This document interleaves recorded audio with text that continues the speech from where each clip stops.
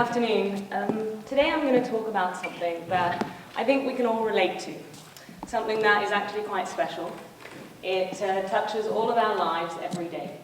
We actually enact it every day, we share it, and we also sometimes even celebrate it.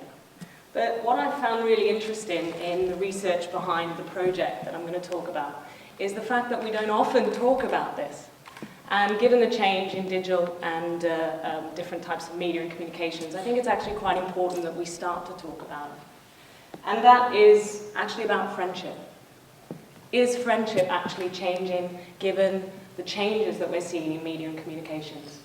Is what we mean by friendship changing, what we value in friendship? And importantly, how we behave as friends. Is that evolving? Has Facebook actually changed the nature of what friendship means today? Now, this talk was actually inspired by a group of university students that I teach at Cardiff. Two of them have actually sat right there, Rachel and Ellie. And it's also inspired by a large number of media reports that I've seen over the years about the impact that especially Facebook is having on friendship, that it's devaluing friendship. And I was quite curious about this, wanted to really explore if this was actually real, is it true, or is it just something that the media have picked up and wanted to actually populate? So from this actually came the start of a project called Rediscovering Friendship. Because through the actual research, starting to realize that it's through different digital and media communications that we sometimes discover new friendships, or new things about our friends, or we rediscover old friendships. But it's really starting to look at, well, has what we actually mean by a friend or friendship changed? Now, Aristotle actually has found that friendship is a single soul dwelling in two bodies. Is that any different today, even though we might be connected to more people, more friends, or Facebook friends than ever before? He also espoused about friendship. There are different types of friends. There are those friends that are based on real, genuine goodness, that we want the best for our friends, they want the best for us, and there is a shared meaning and a shared vision and purpose that brings us together.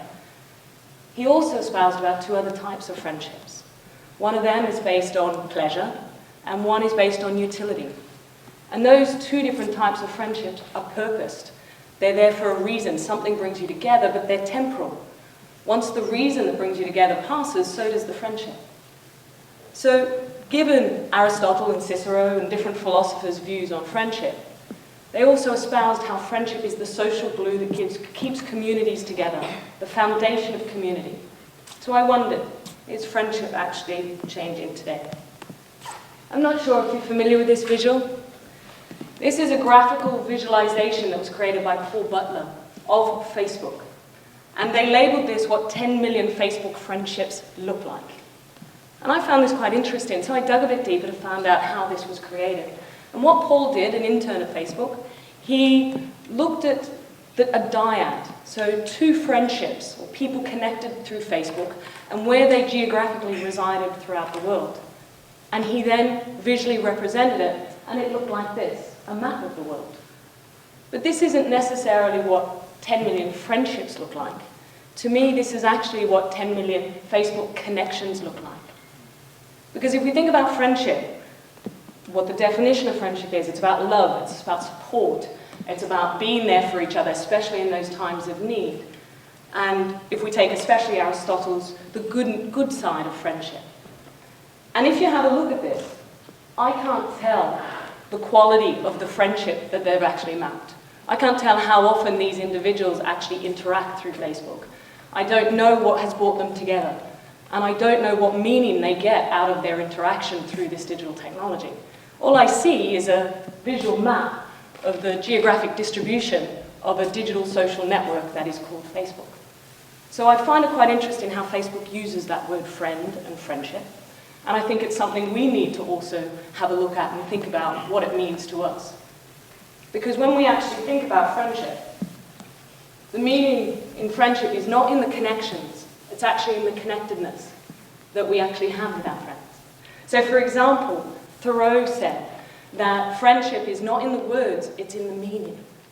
So it's not necessarily the status update that you put on Facebook or the chat message, it's their meaning associated with your behavior and how you enact your friendship. Friendship is actually a behavior. It's not necessarily a word, it's an action. So exploring and looking at this and seeing about, well, stepping back from social media, and especially Facebook, and starting to think, well, over the years, how have we enacted, shared, or even celebrated friendship through different media and communications? And has that changed? Because I actually don't think the meaning of friendship has changed. Even how many people that we're connected to. We might get connected to more people than ever before. But Robin Dunbar was a professor at Oxford University in 1992. He espoused a theory which is about friendships, and that given our cognitive and our emotional capacity as human beings, we can only actually maintain stable, genuine, real friendships with no more than probably 150 people, so 150 dyads. So relative to this, perhaps we're not necessarily connected or having more friendships than ever before, we just have more connections. So taking this forward and starting to think about it, it's how we enact, share and celebrate friendship that is changing as media changes. And relative to this, perhaps then with that comes new learning, different learning in how we behave and how we actually share our experiences through different media. And it's that actually means friendship or equals our friendships. So we really need to explore, well, over generations, how has that changed? Now, relative to all the theory, all the philosophy, what different scientists will tell you, you can read about that on our blog that we've started with the students on rediscoveringfriendship.org. However, I wanted to tell you the story of an artist, a celebrity, a teacher, and also a group of students about their friendships and how they use media and communications by which to enact, share, and celebrate their friendships. The first one is Vincent van Gogh, a famous artist. He was very passionate about his art. He actually came to art quite late in life. Very passionate about new techniques, was inspired by different cultures. And in 1896, he was studying art in Paris. He met another fellow artist who was actually 15 years his junior, Émile Bonnard. Now, this friendship was brought together by a shared passion, and that was a love of art. But it was over the course of their friendship, at some time, Vincent actually left Paris. But they continued their friendship, enacting it through letters. They would write to each other. And it wasn't just in words, it was in pictures, drawings. They would share experiences, different techniques, what was inspiring them at that point in time. And what I found really interesting about this is that they actually inspired each other relative to their art. However, unfortunately, in 1890, Vincent van Gogh passed away, a very passionate man, but also a very ill man. And after he passed away, it was Émile Bonnard that decided to take the next step and actually celebrate his best friend's work. So he wrote to critics, really promoting Vincent's work and wanting exhibitions to be held about this artist at this point and the work that he did. And it was because of this, because of the work of that friend in championing and campaigning for his work to be put on exhibition, that we know Vincent van Gogh today.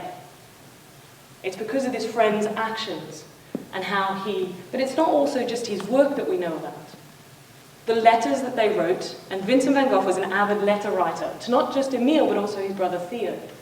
We now can actually experience the life of the man that was Vincent van Gogh because of the memory that's in those letters, which you can now buy at the Van Gogh Museum in Amsterdam in a book.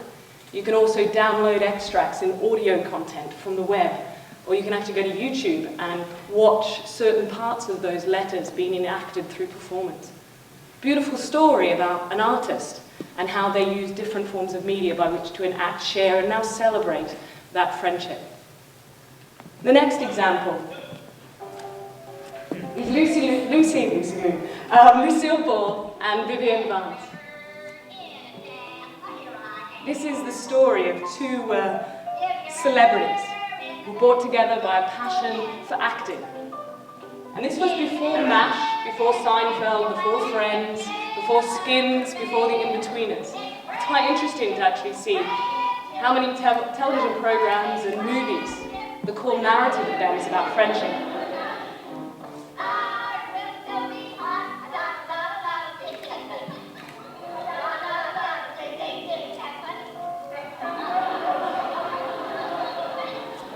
What I love about this friendship is was actually in 1950 when they were doing the pilot for the actual television program.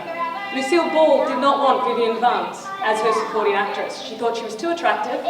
She was not old enough to play Esther, her best friend on screen.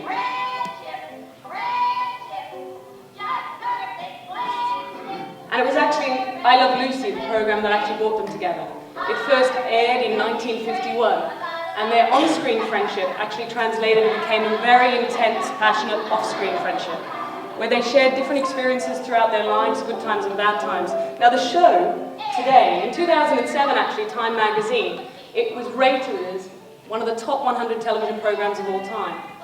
And it was all about the friendship that actually occurred between these two individuals and what they shared throughout their lives.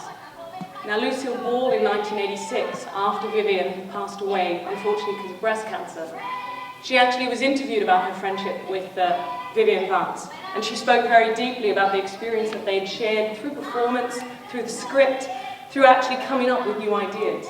But she also spoke about how she relived and looked back on her time with Vivian by watching the show reels over and over again after the television program had ended, many, many years later. And it was her memory that she could then experience, the memory of that friendship, even though her best friend had passed on. So through performance, through a script, through television programs, their friendship actually grew, developed, but it was also enacted, it was shared, and it was celebrated, and now you can watch it on YouTube, experience it through modern day technologies.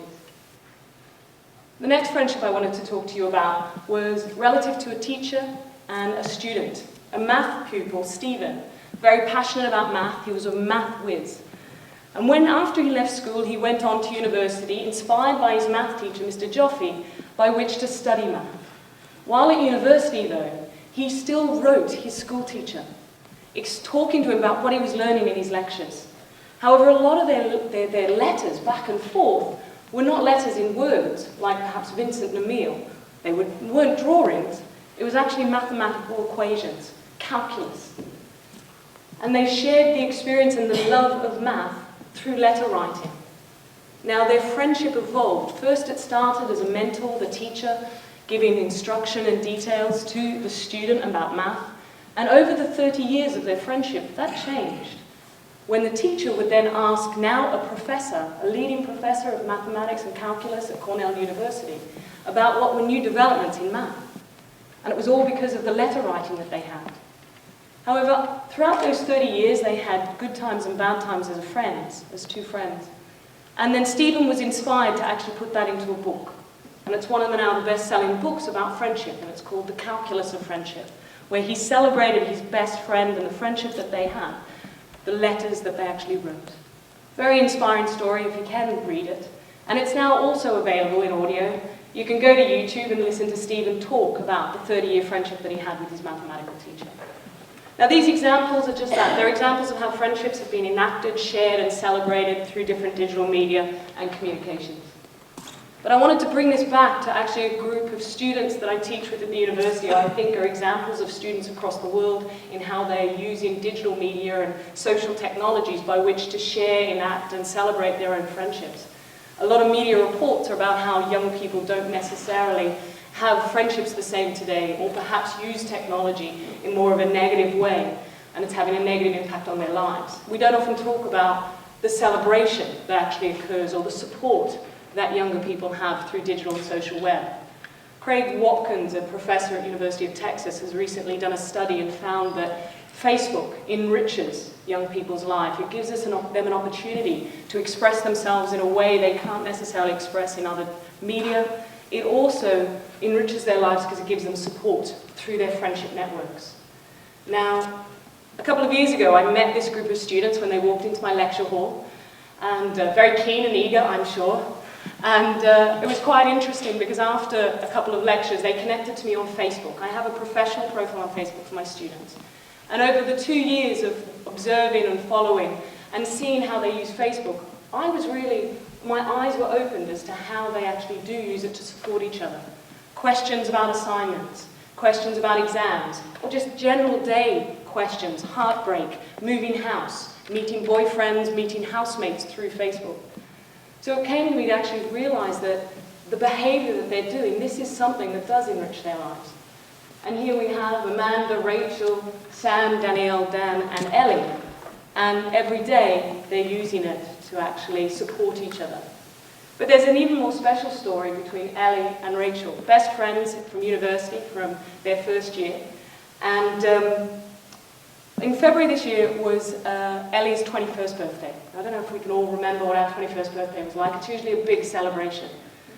Now, as opposed to campaign to an art critic to put on an exhibition about Ellie, or perhaps a television program about their friendship, or even to write a book about it, Rachel did something a little bit more special. Over the course of their life at university, Rachel is a business management student. However, she has a flair and I believe a real skill with creating amateur film.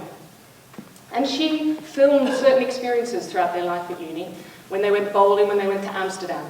And she mashed that all up, and she created a video, and she put the video to a song that was a very special song for Ellie and her family, for their own personal reasons. But only Rachel would know that because she's her best friend. Ellie wouldn't necessarily put that on a status update. She wouldn't necessarily put it on her list of favourite songs and the reason why.